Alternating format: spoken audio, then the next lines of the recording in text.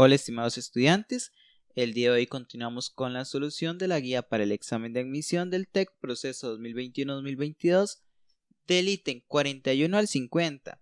Se les recuerda que al lado derecho se les deja un código QR donde me pueden escribir directamente al WhatsApp si tienen alguna duda o cualquier consulta, ¿verdad? Una vez dicho esto, iniciemos. Ítem 41. En un romboide cualquiera se trazan las bisectrices de los cuatro ángulos internos. ¿Cuál cuadrilátero queda definido por dichas bisectrices? Muy bien, aquí tenemos el romboide. A este romboide le vamos a trazar las bisectrices. ¿Y qué es una bisectriz? La bisectriz de un ángulo es la semirrecta con el origen en el vértice del ángulo y que lo divide en dos ángulos de igual medida. Vean, para tenerlo más claro, ¿verdad? Esa es la definición formal, pero podríamos decir lo siguiente, que es una recta, ¿verdad? Que sale desde el vértice y que divide el ángulo exactamente a la mitad. Entonces, si yo tengo aquí, lo que va a hacer es dividir el ángulo exactamente a la mitad y vamos a sacar la línea que va a ir hacia más infinito, infinitamente. Igual va a pasar aquí, este iría hasta aquí, iría infinitamente. Igual pasaría aquí, iría infinitamente. Igual pasaría aquí, que sale desde su vértice, ¿verdad? Divide el ángulo a la mitad. Y como podemos observar, la recta también iría infinitamente, no tiene fin. Ahora sí, aquí nos preguntan cuál cuadrilátero queda definido por dichas bisectrices. Podemos observar que el cuadrilátero que se forma aquí es un rectángulo. Por ende, la respuesta correcta sería la opción 4. Dicho esto, continuamos con el siguiente ítem. Ítem 42. Considera la siguiente secuencia de figuras. Muy bien. Aquí tenemos la figura 1, la figura 2, la figura 3, la figura 4, la figura 5. Ahora nos preguntan, ¿cuál es la figura en la posición 8? Muy bien.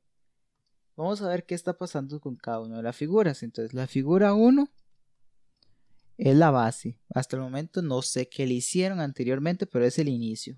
Vemos que en la figura 2 podríamos decir que este triangulito de aquí se guarda como si fuera un sobre. Entonces vamos a decir que se guarda. En la figura 3 vemos que ¿qué hizo? Se rota. Entonces cuando se rota, ¿a cuántos grados? Una rotación de 180. Entonces rota 180 grados. Y vamos a decir que va en sentido horario las manecillas de reloj. Muy bien. Vemos que en la figura 4, ¿qué hace en la figura 4? Abre. Entonces, en la figura 5, ¿qué hace? Vuelve a rotar, ¿verdad? Pero ahora a 45 grados. Entonces, rota a 45 grados. Muy bien, si yo me doy cuenta, volví a regresar como a la posición inicial. Lo único que hizo 4 pasos. Quiere decir que imaginemos que aquí lo que en la figura 1 se obtuvo por rotar a 45 grados y ya tendríamos la sucesión, ¿ves? Entonces, si lo analizamos con una sucesión, entonces la figura 1 fue que se rotó a 45, la figura 2 fue que se guarda, la figura 3 se rota a 180, la figura 4 abre, la figura 5 rota a 45, quiere decir que la figura 6 va a ¿qué? A guardar. Entonces va a decir que la figura 6, que es, la dibujamos aquí, va a guardar, ¿verdad? Va a poner figura 6. La figura 7, ¿qué va a hacer? Va a rotar a 180. Entonces, si la figura 6 está así, cuando rota a 180, entonces obtendríamos que en la figura 7 sería así. Por ende, la figura 7 sería este. Y la figura 8, ¿qué va a hacer en la figura 8? Va a abrir. Entonces, como va a abrir, va a tener esta forma pero abierta. Quiere decir que la opción que corresponde a la solución sería la opción 2. Y teniendo esto en cuenta, continuamos con el siguiente ítem.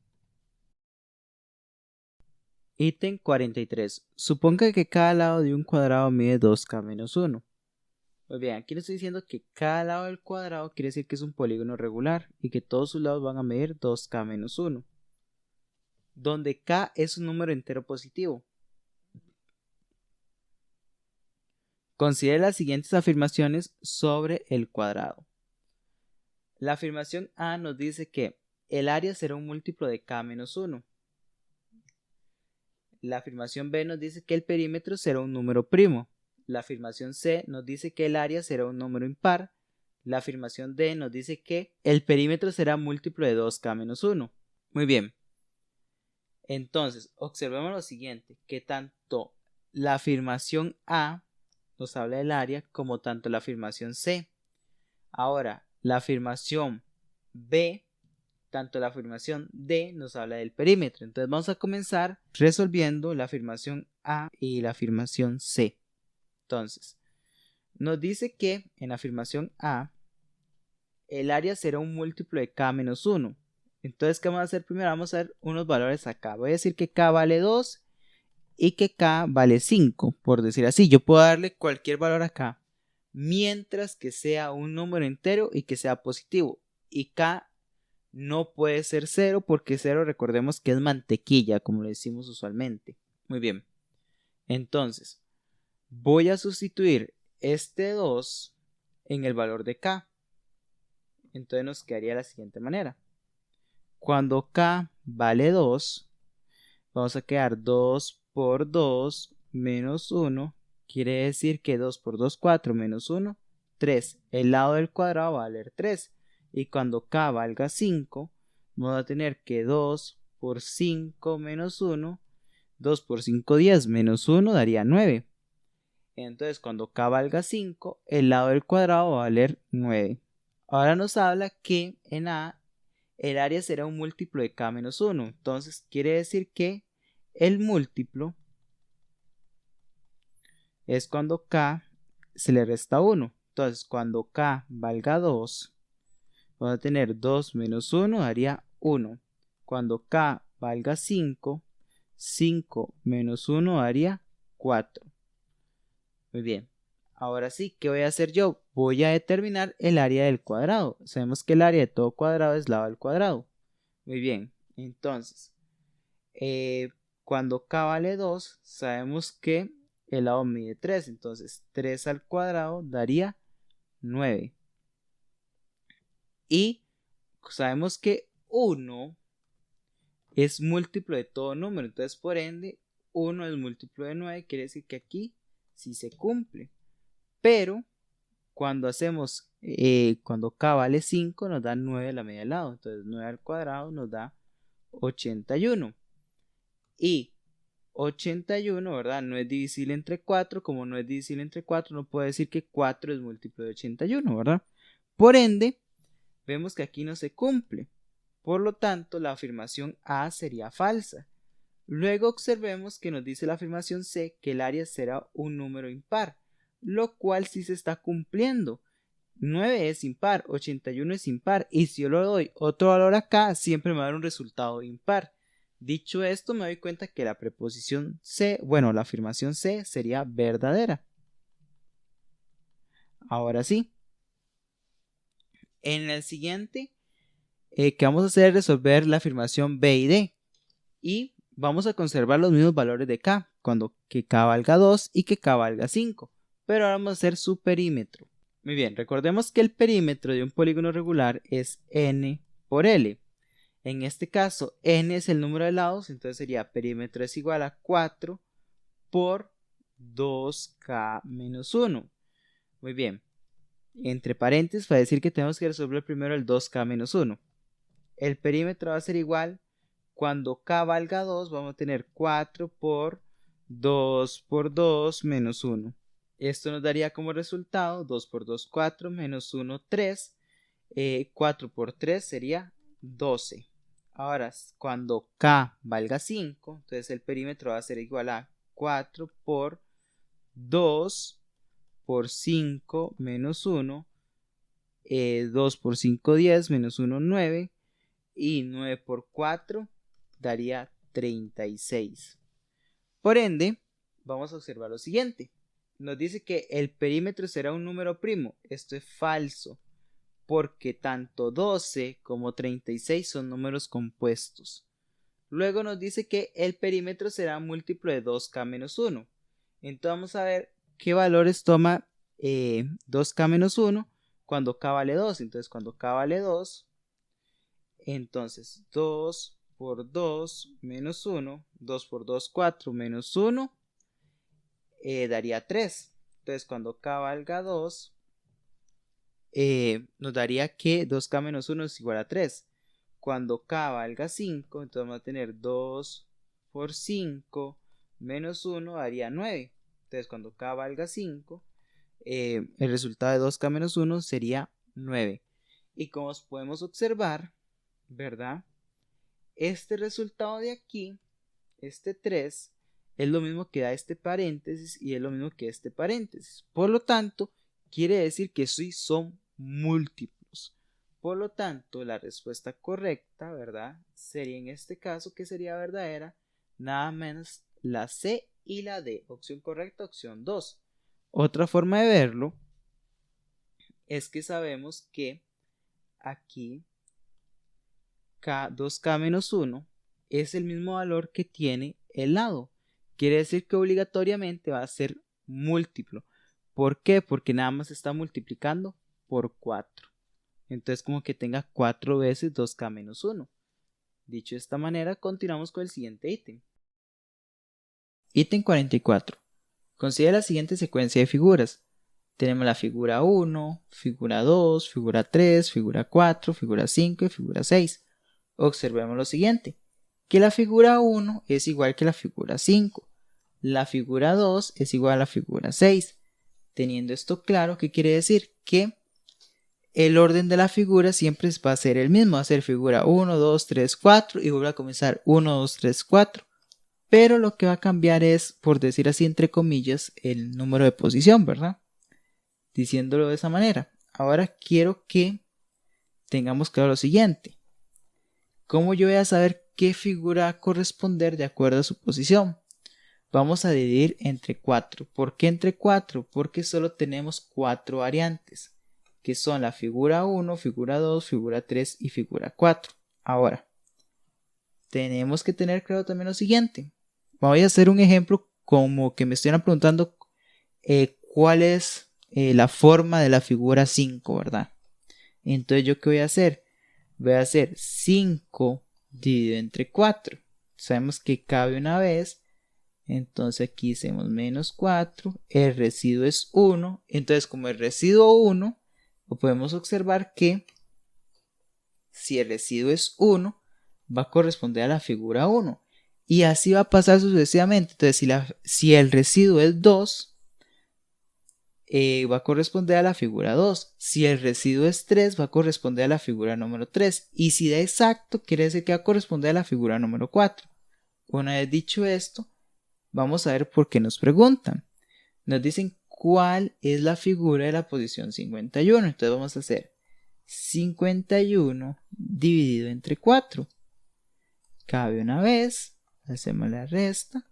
Sobra 1 bajo el 1. Sé que 4 por 2 es 8, entonces restamos 8 y 11 menos 8 daría 3. Entonces, como el residuo es 3, quiere decir que la figura que corresponde es esta de aquí, la figura número 3, la cual corresponde a ¿cuál opción? A la opción 3. Teniendo esto claro, continuamos con el siguiente ítem. Ítem 45. Considera las siguientes figuras. Tenemos la figura A, la B, la C y la D. Ahora nos preguntan, ¿cuál figura tiene un patrón geométrico diferente de las otras? Muy bien. Yo puedo observar lo siguiente.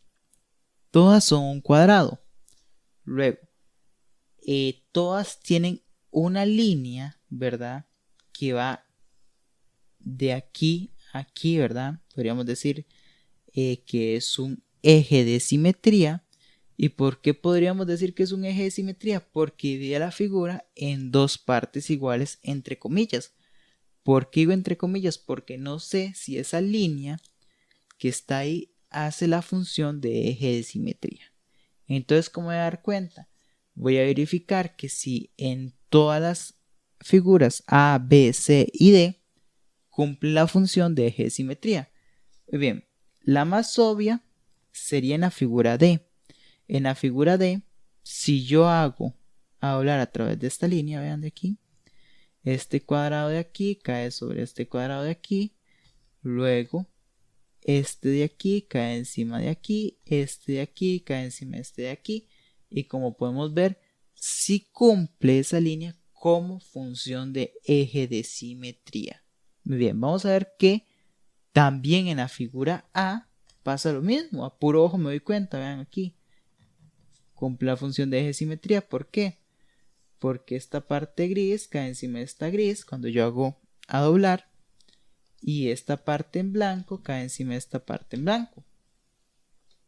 Ahora, como puedo observar, también va a pasar lo mismo en la figura C, que aquí tengo su eje de simetría. ¿Y qué pasa? Esta parte de aquí, cuando yo doblo, ¿verdad? Porque voy a doblar hacia acá, esta parte de aquí cae encima de aquí. Entonces, observen lo siguiente, que también esa línea cumple la función de eje de simetría. Por lo tanto, por descarte también vemos que la opción B es la que no cumple el patrón geométrico. Ahora sí, ¿por qué digo que no lo cumple? Porque si ustedes observan, cuando yo hago a doblar sobre esta línea, que sería el eje de simetría, esta parte de aquí, ¿verdad? Tendría que haber quedado aquí. Esta punta de aquí tenía que haber quedado aquí, y aquí tenía que hacerse el triangulito. Lo voy a colocar de rojo, más fuerte para que vean. Tenía que ser como así ese triangulito. Entonces ese triangulito, cuando yo doblara para acá, sí se iba a cumplir. Pero vean aquí, cuando yo doblo esto, como lo quiera doblar, por decirlo así, no va a caer la parte gris encima de la parte gris. Dicho de esa manera, podemos decir que la opción correcta sería la opción 2, que nos dice que cuál figura tiene un patrón geométrico diferente a las otras. La figura B. Dicho esto, continuamos con el siguiente ítem. Ítem 46. Considera la siguiente figura. Ok, tenemos esta y esta. Pero aquí nos preguntan cuál figura completa el cuadrado en blanco. Muy bien. ¿Cómo voy a dar cuenta cuál figura completa el espacio en blanco? Analicémosla linealmente. ¿A qué me refiero linealmente? De aquí para allá. ¿Qué está pasando? Si yo me doy cuenta, pasa lo siguiente. Aquí tengo esta H, aquí una F, por decir así, ¿verdad? Vean que este palito de aquí está aquí, pero aquí no está. Quiere decir que lo que tengan esta columna con esta columna, ¿verdad? Iguales, se va a eliminar y va a generar esta columna, que va a ser como vamos a llamar la columna de respuesta. Entonces, lo que tengan igual se le aplica una diferencia para eliminarlos. Por lo tanto, podemos observar que aquí, este palito de aquí también está aquí, por ende no se colocó aquí.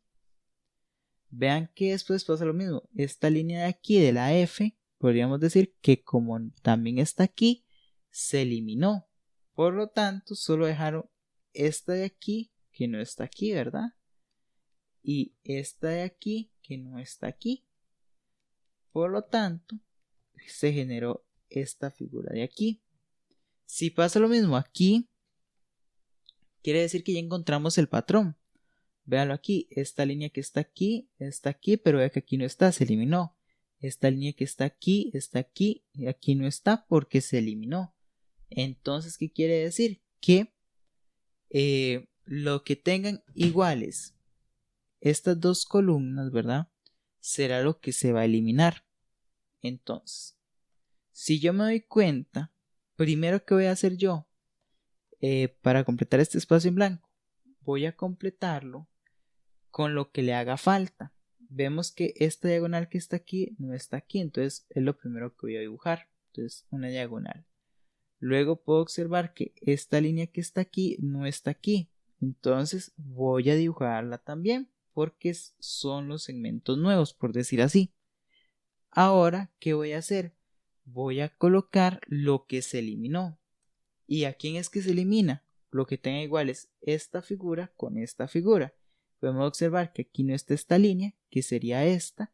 Quiere decir que ahí tiene que estar esta línea aquí. Por lo tanto, ¿cuál figura completa el cuadrado en blanco? Sería la opción 3. Una vez dicho esto, continuamos con el siguiente ítem. Ítem 47. Considera la siguiente secuencia de figuras. Muy bien. Tenemos la secuencia de la figura 1, figura 2, figura 3, figura 4 y figura 5. Como podemos observar, la figura 5 es igual que la figura 1. Entonces, ¿qué tengo que hacer yo? Analizar, ¿verdad? Que se genere, tenemos dos situaciones, ¿verdad? Que solo existan estas 4 variantes y que se vuelvan a repetir en el mismo orden las 4 variantes, ¿verdad? O lo que puede suceder es que exista un patrón interno, o sea, unas variantes internas, por decirlo así, aquí adentro. Entonces vamos a analizar qué está pasando en las variantes internas. Observemos que en la figura 1, vamos a empezar con el triángulo negro. Este triángulo de aquí, en la figura 2, lo único que hizo fue rotar a 90 grados. En la figura 3 volvió a rotar a 90 grados. En la figura 4 volvió a rotar a 90 grados. Y en la figura 5 regresa a su posición porque ya giró 360 grados. Entonces regresó a su posición inicial.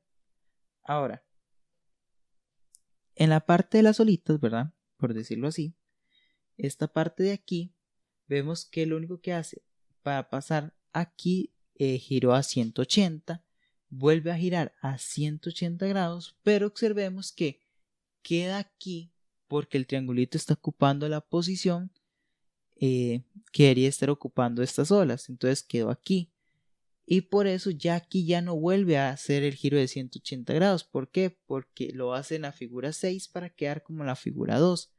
Teniendo esto claro, quiere decir que solo existen estas 4 variantes. Y como lo mencionamos anteriormente, la división en este caso se hace entre la cantidad de variantes que existan. En este caso son 4. Luego, la división, ¿cuál va a ser? La posición que nos preguntan dividido entre 4. Ahora, recordemos lo siguiente. Si el residuo es 1, va a generarse la figura 1. Si el residuo es 2, se va a generar la figura número 2. Si el residuo es 3, se genera la figura número 3. Si la división nos da exacta, ¿verdad? Quiere decir que nos va a generar la figura número 4. Teniendo esto claro, entonces ya vamos a aplicar la división, que sería 99 dividido entre 4. Sabemos que 2 por 4, 8, sobra 1 bajo el 9, 4 por 4, 16, sobran 3, entonces como el residuo es 3, quiere decir que se va a generar la figura número 3, la cual corresponde a ¿cuál opción? Que corresponde a la opción número 3. Teniendo esto claro, continuamos con el siguiente ítem. Ítem 48. Considera la siguiente figura. ¿De cuántas maneras se puede cortar la figura sobre las líneas marcadas con puntos si se quiere dividida en dos piezas con la misma forma y tamaño? Muy bien. La primera que se nos ocurre es trazar una línea que la divida a la mitad, como se muestra a continuación. Entonces ya tenemos una. La segunda que se podría decir es que contemos la figura, contemos los cuadritos, ¿verdad? Tenemos 1, 2, 3, 4, 5, 6, 7. Entonces, ¿habrá alguna manera de obtener otra forma de que ambos les quede la misma cantidad? Entonces quiere decir que es 7. Sí, sería trazar una línea como esta, ven, 1, 2, 3, 4, 5, 6, 7 y al otro lado también tenemos 7, que sería como una Z. Y vemos que ambas figuras son exactamente iguales. Y si le hacemos espejo, que aquí me refiero con espejo, que cambiemos de posición las líneas. ¿Cuáles líneas? Las que vamos a hacer a continuación. Ven, ya con esta ya llevamos 3 figuras diferentes. Ahora, ¿existe otra manera de ver la figura en dos partes iguales? Sí, sería la siguiente. hacer esta z aquí más pequeña y obtendríamos siempre la misma cantidad de cuadros. Luego, otra que podríamos realizar sería, por último, sería esta, de hacer la z al revés, ¿verdad? ¿Y dónde a mí se me ocurrió hacerlo de esa manera? Observen que estos dos de aquí serían como distractor igual que estos otros dos de aquí. Entonces, ¿qué hice yo? Primero la que tracé aquí para ir en dos partes iguales el rectángulo. Luego, la segunda que se aplicó, ¿verdad? Es que yo me imaginé que tengo 1, 2, 3, 4. 1, 2, 3, 4. Entonces, este cuadro que está aquí es el mismo que estaría aquí. De ahí es donde partimos la idea de hacer esta z de esta manera. En la otra estaba la z al revés y partió de la misma idea. Y la anterior, lo único que hice fue hacer una rayita más para acá y para acá, una rayita más para acá y para acá, para que me quedara dividida en dos partes iguales. Y la hice espejo para que quedara también otra variante, por decirlo así. De esta manera se generó las 5 formas diferentes que se puede ir esta figura en dos partes que sean de igual tamaño. Una vez dicho esto, continuamos con el siguiente ítem. Ítem 49. ¿Cuál es la menor cantidad de rectas que se necesita trazar para dividir la siguiente figura en 6 partes no necesariamente iguales? Muy bien, primero vamos a trazar esta recta. Muy bien, aquí ya la dividimos en ¿cuántas partes? 1, 2, 3. Ahora, ¿qué voy a hacer yo? Voy a sacar otra recta de aquí que vaya así. ¿Para qué? Para generar la figura 4, la 5 y vean aquí, en este trocito de aquí se genera la figura 6. Entonces, ¿cuál es, verdad, el mínimo de rectas que necesito para generar las 6 figuras no necesariamente iguales? Necesariamente se ocupan 2. Una vez dicho esto, continuamos con el siguiente ítem. Ítem 50. Considera la siguiente secuencia de figuras. Observemos aquí que tenemos la figura 1, figura 2, figura 3 y nos preguntan por la figura 4. Observemos primero que es un cuadrado. Entonces quiere decir que la figura 4 tiene que ser obligatoriamente un cuadrado.